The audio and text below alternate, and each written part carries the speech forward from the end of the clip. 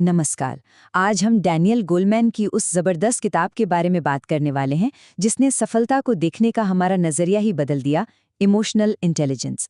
तो चलिए सबसे पहले एक बड़े ही दिलचस्प सवाल से शुरू करते हैं कि कैसे कभी-कभी ज्यादा होशियारी भी बेवकूफ़ी साबित हो सकती है। तो सबसे बड़ा सवाल यही उठता है कि किसी का आईक्यू बहुत ज्यादा होना उसकी सफलता की गारंटी क्यों नहीं होता। ये एक ऐसी बात है जो हम में से ज्यादातर लोगों की सोच को चैलेंज करती है।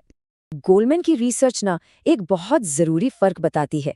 देखिए, आईक्यू हमारी सोचने समझने की काबिलियत मतलब लॉजिक जैसी चीजों को मापता है। वहीं दूसरी तरफ इमोशनल इंटेलिजेंस है, आवेग पर काबू रखना, खुद पर अनुशासन रखना और दूसरों को समझने की क्षमता यानी सहानुभूति। उन्होंने पाया कि ज्यादा आईक्यू वाले लोग भी अक्सर अपनी भावनाओं को ठीक से संभाल ना पाने की वजह से अपनी प्रोफेशनल या सोशल लाइफ में पीछे रह जाते हैं। तो आखिर ये इमोशनल कंट्रोल की कमी आती कहाँ से है?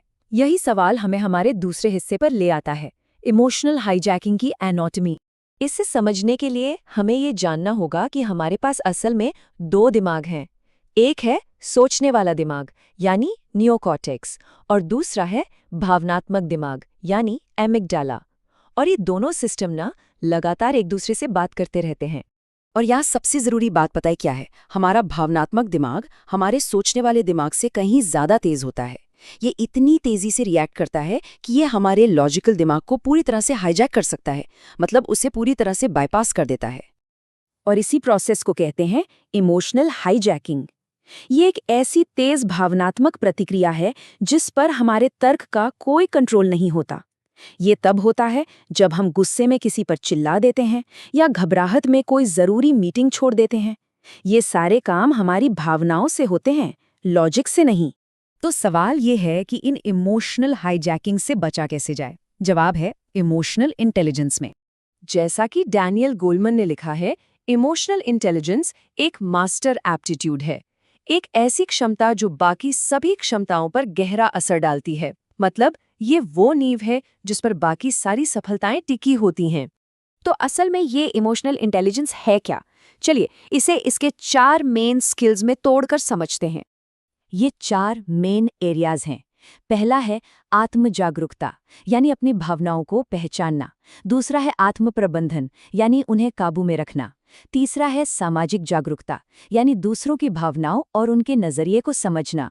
और चौथा है संबंध प्रबंधन यानी रिश्तों को अच्छी तरह से संभालने के लिए इसी समझ का इस्तेमाल करना।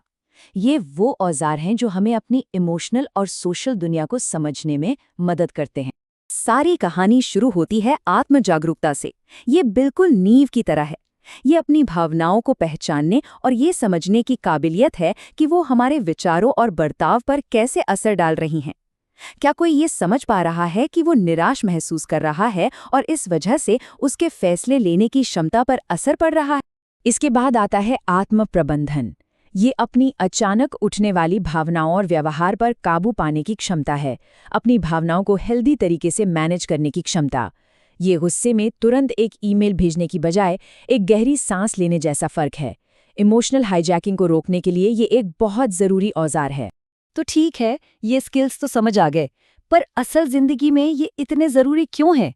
चलिए देखते हैं कि इमोशनल इंटेलिजेंस हमारी जिंदगी के अलग-अलग हिस्सों पर कैसे असर डालता है। काम की जगह पर इसका असर बहुत गहरा होता है। रिसर्च बताती है कि किसी की परफॉर्मेंस कैसी होगी, इसका अंदाज़ा टेक्निकल स्किल्स से ज़्यादा इमोशनल इंटेलिजेंस से लगाया जा सकता है। इससे अच्छी लीडरशिप भी पैदा होती है, क्योंकि जो लीडर अपनी और दूसरों की भावनाओं को समझते हैं, वे बेहतर टीम बना पाते हैं और कर्मचारियों को ज़्यादा मोटिवेट कर पाते हैं। इमोशनल इंटेलिजेंस का हमारी शारीरिक सेहत पर भी सीधा असर पड़ता है। ये तनाव को कंट्रोल करने में मदद करता है, हमारे इम्यून सिस्टम को मजबूत करता है और लंबे समय तक चलने वाले स्ट्रेस के बुरे प्रभावों को कम करता है। और जहाँ तक रिश्तों की बात है, वहाँ तो इमोशनल इंटेलिजेंस बहुत ही ज़रूरी है। इसी से सहानुभूति और इमोशनल जुड़ाव बनता है। ये विश्वास को बढ़ाता है, बातचीत को बेहतर बनाता है और हमारे सबसे करीबी रिश्तों को मजबूत करता है। तो अब सवाल ये उठता है कि क्या हम वाकई में अपनी इन भावनात्मक आदतों को बदल सकते हैं? गोलमैन का जवाब उम्मीद से भरा है। स्वभाव आपकी किस्मत नहीं है। कहने का मतलब ये है कि भले ही हमारे जीन्स और हमारी परवरिश से हमारा स्वभाव बनता है, लेकिन वो हमारी किस्मत तय नहीं करते। हम अपने पुरानी प्रोग्रामिंग में फंसे रहने के लिए मजबूर नहीं हैं। और इसके पीछे एक सॉलिड साइंटिफिक वजह है, जिसे कहते हैं न्यूरोप्लास्टिसिटी। ये दिमाग की वो काबिलियत है जिससे वो नए कनेक्शंस बनाकर खुद को बदल सकता है।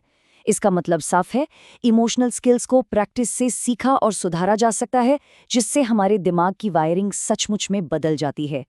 तो सबसे बड़ी बात, सबसे ज़रूरी बात जो हमें समझनी है, वो ये है, इमोशनल इंटेलिजेंस एक ऐसी स्किल है जिसे सीखा जा सकता है। ये कोई ऐसी चीज़ नहीं है जो जन्म से मिलती है, बल्कि एक ऐसी काबिलियत है जिसे कोई भी मेहनत करके विकसित कर सकता है।